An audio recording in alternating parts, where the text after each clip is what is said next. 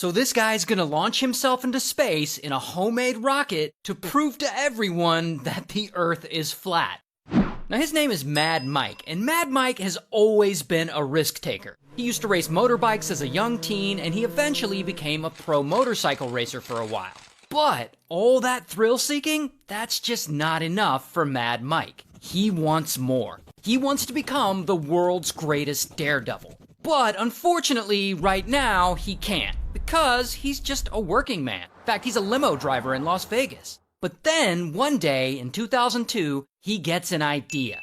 Why not break a world record? And he decides to take his limousine that he uses for work and drive it up a ramp and jump it as far as it will go and basically create a world record for how far he can jump a limo. And he does. At the local speedway, he sets it all up and he jumps his limousine a whole ass 103 feet, and he sets a Guinness World Record.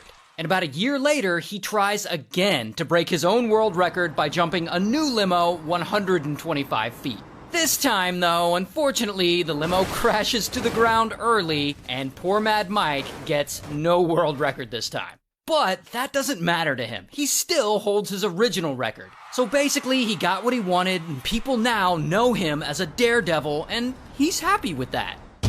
Until... Here's the thing about Mad Mike. Jumping limos is great, but it's still not enough of a thrill for him. And if he's gonna be the world's greatest daredevil, he needs to go bigger. And that is when he gets another idea. He wants to build a homemade rocket and fly higher than anyone has ever flown before in a homemade rocket. Here's the problem with this idea, though, other than the fact that it's really f***ing dangerous. The problem with this idea is that he doesn't exactly know how to build a homemade rocket. And he's never built something like